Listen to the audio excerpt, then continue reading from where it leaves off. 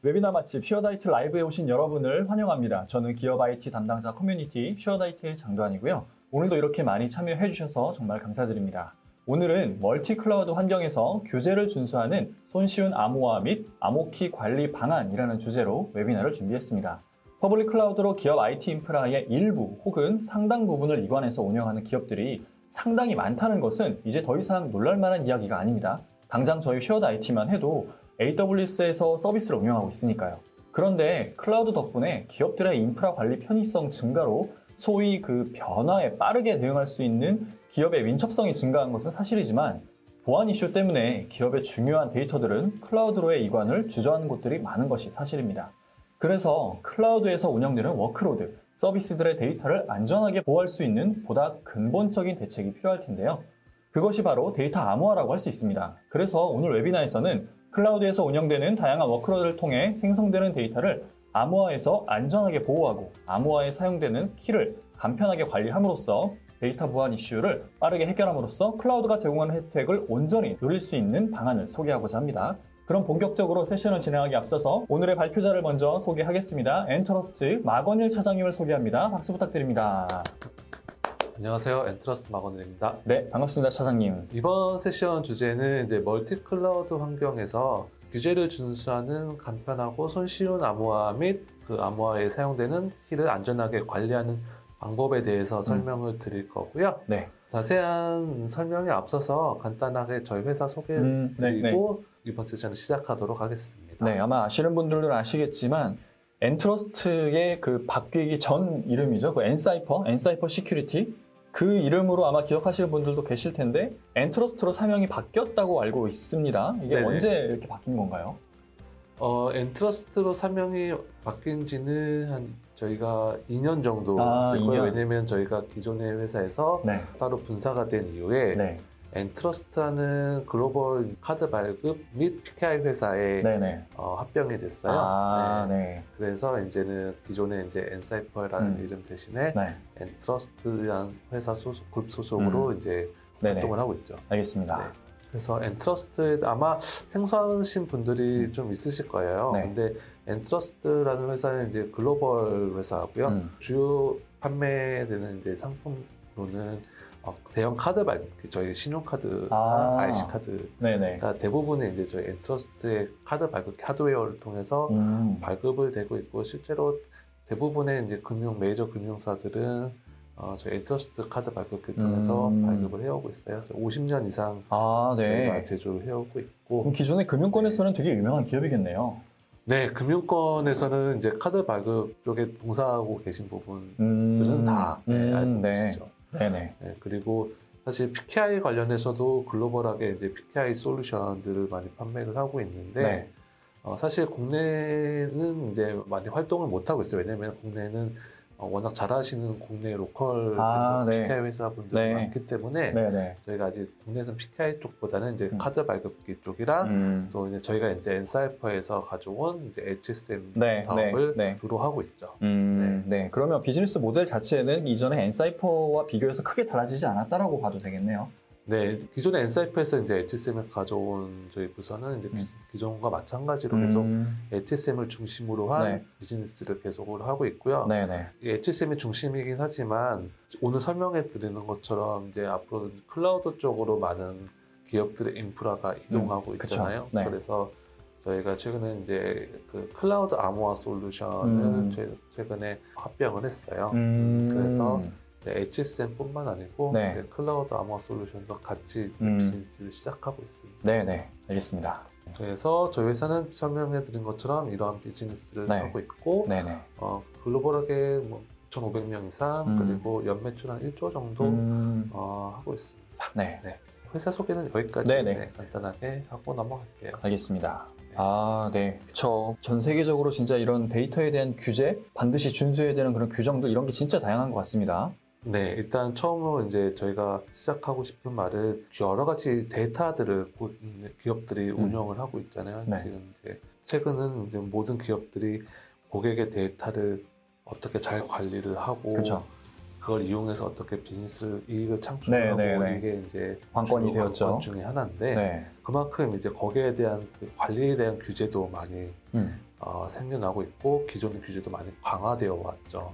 근데 이런 규제는 단지 우리 국내 상황뿐만 아니고 네네. 글로벌하게 이런 사용자 고객 데이터에 대한 보호에 대한 규제가 제가 많이 강화되고 있고 시행이 되고 있는데 지금 제가 장표에 보이시는 것처럼 네.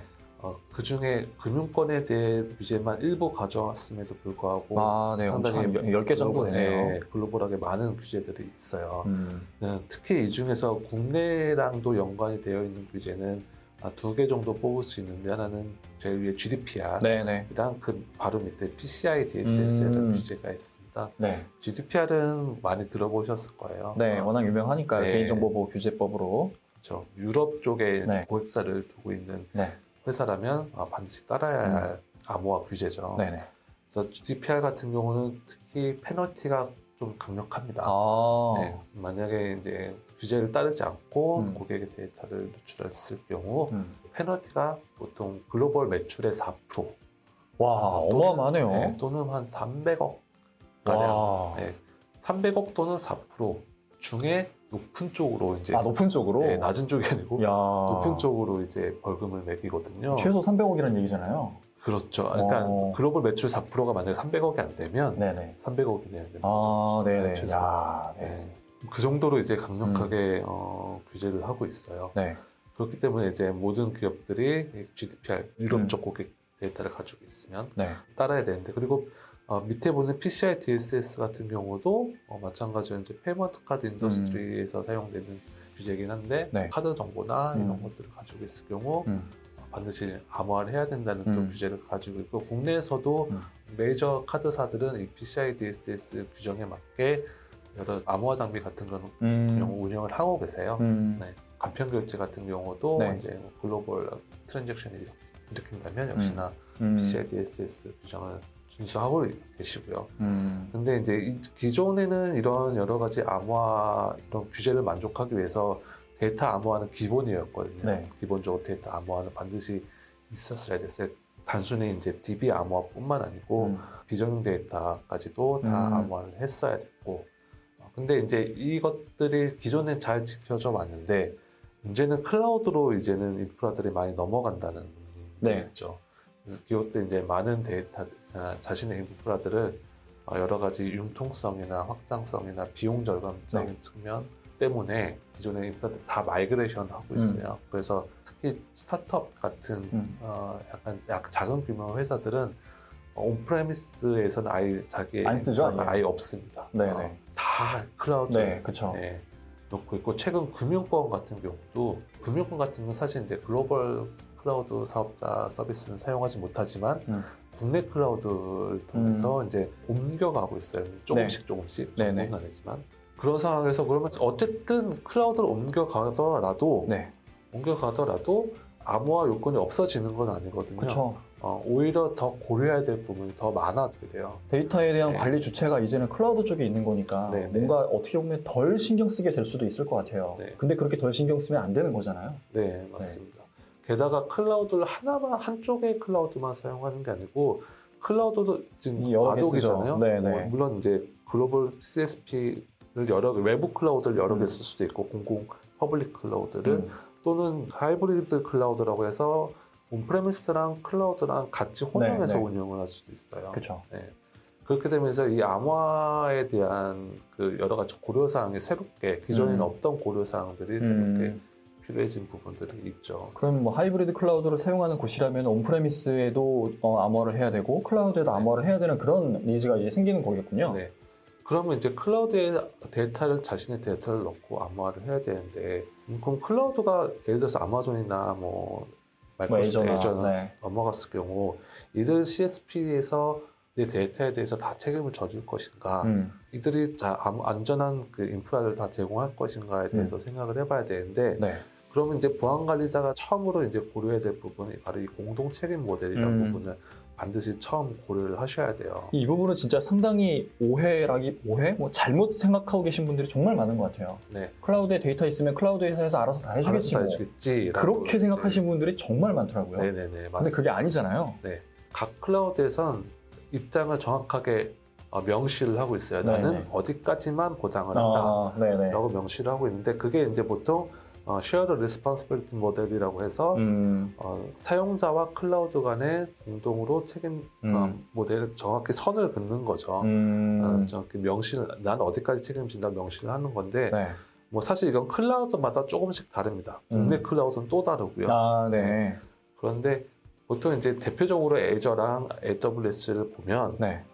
이들 클라우드에서는 보통 인프라들 예를 들어서 뭐 물리적인 하드웨어라든가 네. 외부 네트워크라든가 이런 부분들은 클라우드에서 책임을 지고요. CSP 쪽에서. 네. 그런데 문제는 그 안에 들어가는 고객 데이터들. 고객 데이터들은 사용자 쪽에서 알아서 관리를 해야 된다. 안전하게 잘.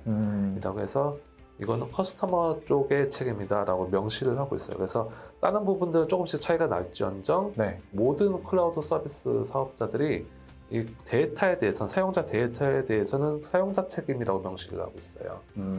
그렇기 때문에 단순히 그 클라우드를 사용하는 데 있어서 뭐 클라우드 서비스 사업자가 안전하게 관리를 해주겠지라고 그냥 믿고 안심을 하시면 안 되고 반드시 고객 데이터에 대해서는 자신이 직접 안전하게 관리해야 되는 것을 주지를 하셔야만 하죠.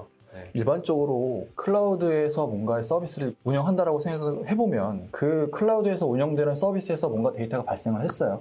고객이 뭔가 무슨 뭐 이벤트 신청을 한다고 했을 때 클라우드에서 운영되는 뭔가 웹 서비스에서 신청을 한다면 그 데이터는 클라우드에 저장이 될 거잖아요. 그렇죠. 그럼 일반적으로는 예를 들어 그게 AWS예요. AWS가 해킹 당하지 않는 이상 그 데이터가 뭔가 유출되지는 않겠지라고 생각을 할 텐데 근데 이제 말씀하시는 그런 고객이 관리를 해야 된다라는 거 이게 어떤 개념인지 조금 혼동이 오실 수 있을 것 같아요. 뭔가 내가 어떤 조치를 취해야 되지? 어차피 데이터는 클라우드에 저장이 되는데 그럼 AWS가 보호해 주는 거 아닌가? AWS의 그 인프라가 해킹당할 일이 없으니까 그렇게 생각하실 수도 있을 것 같은데 그러니까 뭐 가장 그 쉬운 접근 방법으로는 계정 관리를 먼저 떠올리시면 돼요.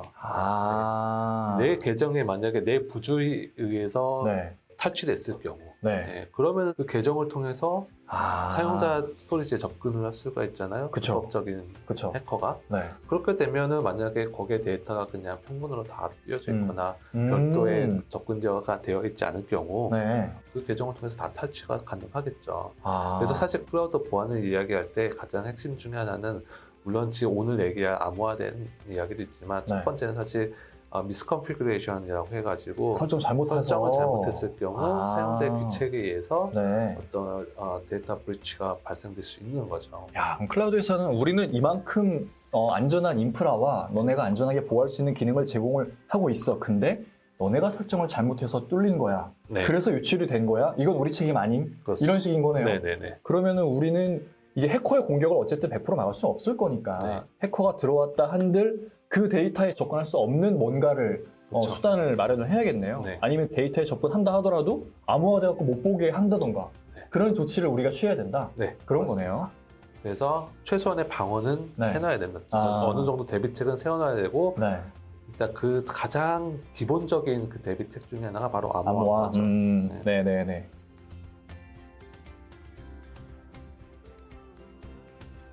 그래서 암호화를 이제 하려고 보니 이 암호화는 기존처럼 그냥 기존의 피지컬 디바이스에 있던 거, 피지컬 머신에 있던 스토리지를 암호화하던 거랑 이 가상화 환경에서의 암호화랑 고려해야 될 점이 좀 많다는 게 첫 번째 짚고 넘어가야 부분이죠. 그래서 뭐 어떤 부분이 기존의 피지컬 스토리지 암호화랑 다른 부분이다라고 이제 먼저 살펴보면 가상 환경을 이렇게 한 10가지 정도의 이제 고려 사항이 필요해요. 기존 레거시 환경이랑 다른 부분이. 그래서 첫 번째는 데이터 out of your control이라고 되어 있는데 이거는 말 그대로 가장 먼저 떠오르는 부분. 내 데이터가 우리 집에 있는 게 아니고 딴 집에 있는 거죠. 그러면 인프라들이 기존에는 내가 잘 관리를 하면 되는데 내 손을 떠난 거잖아요. 인프라가. 관리 방법이 달라지는 거군요. 그래서 여기서 고려할 부분은 그 인프라들에 대해서 충분한 이해를 가지고 있어야 됩니다. 그러니까 아까 방금 설명해드린 이 SI는 공동 책임 모델 같은 부분들을 정확히 인지하고 있어야 되는 거죠, 사용자. 그래서 정확히 자기가 이용할 CSP가 어떤 보안 정책을 가지고 있는지, 어떤 보안 툴들을 제공을 하고 있는지를 정확하게 이해를 하고 있어야 됩니다. 그래서 이 부분 데이터 아웃 오브 유어 컨트롤 부분은 설명을 드리고 네. 두 번째는 Encryption Service with Mobile VM이라고 되어 있는데 네.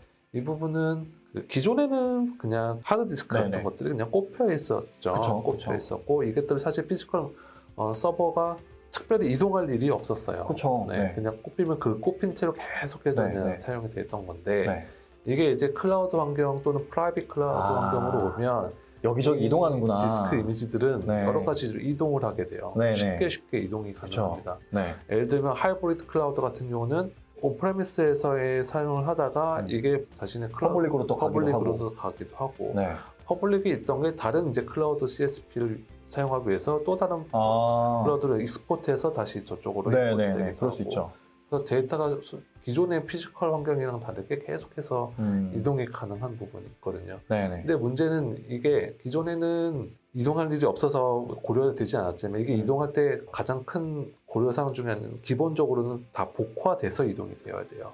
암호화된 상태로 이동이 안 되나 보네요. 네, 왜냐면은 A 클라우드에서 암호화된 스토리지가 네. B 클라우드에서 암호화된 채로 그대로 이동을 할 수가 없어요. 하긴 아키텍처도 다를 테니까 그게 인식이 네. 안 되겠군요. 네, 그래서 기본적으로 CSP에서 제공되는 암호화를 사용했을 경우는 네. 익스포트하는 경우 다 디크립션 복화돼서 익스포트가 되게 돼 있거든요. 네. 그래서 이 경우는 암호화된 데이터가 일단 한번 풀려버리는 네. 그 리스크가 좀 있죠. 그러네요. 그래서 이 부분에 대한 고려 사항이 좀 필요하고요. 네네. 그다음에 데이터 서버리티라고 해서 데이터 주권에 대한 이야기인데, 그렇죠. 네, 데이터 주권이 누구한테 있느냐? 누구한테 있느냐?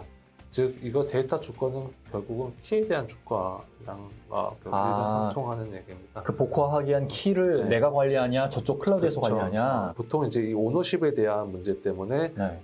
클라우드에서 이제 데이터를 옮겨가는 데서 많이 주저하는 부분이 그러겠네요. 있고요. 네. 그래서 이 부분에 대해서 어떻게 솔루션을 가져가는지 한번 이따가 다시 한번 설명을 드릴 거고요. 네. 그리고 스냅샷이랑 서스펜드 파일이 있는데 VM이라는 걸 한 번이라도 사용해 보셨으면 아실 거예요. 예를 들어서 시스템을 기동 중에 네. 중간에 그 상태 그대로 메모리 내용까지 다 멈춰버릴 수가 있거든요. VM 같은 경우는 보통 이제 스냅샷을 뜬다고 하거나 네네. 그렇게 이야기를 하는데 그렇기 때문에 그 보통 이 스냅샷 같은 걸 뜨게 되면 메모리의 내용이 다 남아요. 보통 일반적인 피지컬 서버 같은 경우는 전원을 끄게 되면 메모리가 날아가겠죠. 다 날아가잖아요. 네네. 근데 이 VM 같은 경우에는 일시정지 같은 걸 하게 되면 일시정지 또는 스냅샷 이런 걸 뜨게 되면 그 당시 메모리에 올라있는 데이터들이 다 그대로 남거든요. 이게 위험한 게 뭐냐면 만약에 어떤 암호화 연산을 하고 있을 경우 그 네. 키 데이터가 네. 암호화 키 데이터가 그대로 파일 형태로 남을 수 있다는 얘기죠. 유출될 수 있겠네요. 그렇죠. 이게 파일 형태로 다 남기 때문에 단순히 그래서 기존에는 피지컬 서버에서는 데이터에 대해서만 암호화했으면 괜찮았었는데 네. 데이터 파일만, 예를 들어 고객 데이터 파일만 암호화하면 돼요. 네. 다른 파일들은 암호화할 필요가 없죠. 근데 이 VM 환경이나 가상화 환경 같은 경우는 단순히 사용자 개인 파일만 암호화하면 되는 게 아니라 민감한 데이터뿐만 아니고 전체적으로 암호화가, 그러니까 예를 들어 부트 섹터부터 암호화, 부트 그 파티션부터 암호화가 필요해요. 왜냐면은 이 부분 전체적으로 암호화를 해야지 그 인가받은 사용자만 그 서스펜드 파일이나 스냅샷 파일을 그대로 다시 접근할 수 있도록 그래서 단순히 특정 파티션뿐만 아니고 부트 파티션부터 다 암호화를 해야지만 불법적인 사용자로부터 원치 않은 데이터 접근을 허용하지 않을 수가 있는 거죠. 암호화 범위가 훨씬 넓어졌다고 봐도 되겠네요. 네, 맞습니다. 네. 또 하나는 Administrator Access라고 해서 관리자 접근이라고 하는데 이게 뭐냐면 CSP 쪽에 저희 데이터들이 있잖아요. 그쵸. 근데 보통 이제 기존에는 관리자를 자기 회사에서 관리자를 고용하고 자기가 관리자로 관리를 하고 보통은 그래서 보통 이제 내부자 공격을 막을 때 그 관리자만 잘 관리를 했으면 됐어요. 그것도 사실 힘든 부분이지만 보통 관리자 공격을 막는 가장 중요한 부분 중에 하나가 내부자 공격을 막는 가장 중요한 부분 중에 하나가 관리자였는데 문제는 이제 이 관리자를 내가 관리를 할 수가 없어요. 그러니까 이제 CSP 관리자가 나의 데이터를 관리를 하게 되잖아요. 그러니까 뭐 예를 들어 그 CSP 관리자 내부 인프라 관리자가 디스크 하나 확대가 버리면 그럼 뭐 어쩔 수가 없는 거죠. 네. 아웃 오브 컨트롤이죠. 네, 그렇죠. 그렇기 때문에 이 부분은 어떻게 할 것인가. 신경 쓸 게 훨씬 더 많아지는 것 같네요. 이 부분은 결국은 내 키로 암호화를 하는 수밖에 없거든요. 내가 제어를 가지고 있는 키. 그리고 또 하나 디커미셔닝을 해서 내가 이제 이 CSP로 이용을 그만하고 싶어요. 다른 곳으로 이용하거나 아니면 내 프라이빗으로 그냥 옮겨가거나 하기 위해서. 그러면은 이제 다 여기서 없애야 되잖아요. 내 데이터를. 없애야 되는데 보통은 이 디커미셔닝에서 한 가지 사용자들이 많이 놓치고 있는 부분 중에 하나가 내 인스턴스가 하나만 있는 게 아니에요. 내 인스턴스를 하나 만들면 내가 모르게 거기에 대한 그 복제본들이, 백업본들이 기본적으로 최소한 3개 이상이 각각 리전별로 생성이 됩니다. 만에 안에 장애 대비하기 위해서 그렇게 일부러 해놓은 거군요. 네네. 근데 보통 사용자가 그 자신의 인스턴스를 그만 사용하기 위해서 터미네이션 시키고 삭제시키면 하나만 보이지 그 밑단으로 복제된 것들이 남아있는지 안 남아있는지 알 방법이 없거든요. 그러네. 그렇기 때문에 이 부분에 대해서 확실히 하기 위해서는 결국은 암호화를 해서 혹시나 복제본이 남아있다고 하더라도 그래도 못 열어보게 암호화가 필수적인 부분이고요. 디스크 컨피그레이션 아까 이야기했던 부분에서 넘어가고요. 멀티 테넌시 같은 경우는 보통 물리적인 디스크를 여러 공유해서 쓰잖아요. 클라우드 같은 경우. 그래서 만약에 이 디스크 쪽에서 어떤 다른 회사랑 같이 공유해서 쓰고 있었는데 이 회사가 어떤 규제를 어겨서 감사를 받아야 돼요. 그래서 정부로부터 너의 디스크를 오픈해라고 이제 CSP한테 어떤 집행이 들어갔을 때 CSP는 이 디스크를 열어줄 수밖에 없거든요. 야, 그러면 내 데이터까지 같이 의도치 않게 그런 부분이 있어서 멀티 테넌시 때문에도 이제 네키로 암호화를 하는 부분이 좀 필요하고요. 그 다음에 loss of visibility는 이거는 약간 모니터링에 대한 이야기예요. 그러니까 아무래도 가시성이 내가 직접 운영하는 것보다는 좀 떨어질 수 있기 때문에 내 데이터가 어떻게 운영되는지, 암호화가 어떻게 운영되는지 꾸준히 모니터링 할 수 있는 별도의 수단이 필요하다. 이런 부분. 말씀 들어보니까 암호화 안 하면 큰일 날 것 같은데요. 진짜 이게 변수가 너무 많아서. 그래서 기존에 이제 단순하게 피지컬 서버에 데이터를 암호화했던 거랑은 이 VM 환경에서 암호화하는 거는 완전 다른 얘기네. 이거 또 많이 다르죠. 그러네요. 그래서 3가지 정도로 요약해 볼 수 있을 것 같아요. 가상 환경에서 암호화하는 거에 가장 중요한 3가지 부분은 첫 번째는 CSP에서 제공하는 암호화를 사용하기보다는 직접 자기가 갖고 있는 솔루션으로 암호화를 하는 거. CSP에 보통 락킹된다고 하거든요. 종속된다. CSP에 동속되지 않고 여러 가지 멀티 클라우드 환경이나 하이브리드 클라우드를 잘 이용하기 위해서는 CSP에 빌트인된 암호화를 사용하기보단 사실 독립적인 암호화 솔루션을 가져가는 게 좋고요. 또 하나는 혹시 빌트인된 암호화를 사용하더라도 최소한 키에 대한 주권은 자기가 자신이 소유하는 게 좋죠. 그리고 클라우드 이용하는 가장 큰 목적 중에 하나가 베네핏이 바로 비용이죠. 비용 절감. 비용 절감 때문에 보통 클라우드를 쓰는 거니까. 근데 그래서 이 비용에 대한 부분도 생각을 안 할 수가 없어요. 근데 이 암호화할 때 가장 큰 비용이 발생하는 부분이 뭐냐면 재암호화 부분입니다. 그러니까 보통 암호화를 해놓고 계속 한 번 암호하고 계속 그걸 그대로 쓰는 게 아니고 주기적으로 암호화를 바꿔줘야 돼요. 암호화 키를 바꿔줘야 돼요. 우리가 계정의 패스워드 바꾸듯이요? 이거는 뭐 국내뿐만이 아니고 특히 GDPR 같은 경우는 뭐 2년에 한 번, 뭐 3년에 한 번 이런 식으로 명시가 돼 있거든요. 근데 문제는 이 재암호화 할 때 중단이 그 서비스가 내려갈 수 있다는 부분이죠. 서비스 내려가는 건 결국 비용에 대한 문제거든요. 그래서 이 부분을 어떻게 그러면 중단 없이 다시 암호화할 수 있겠느냐. 수 있겠는가. 부분.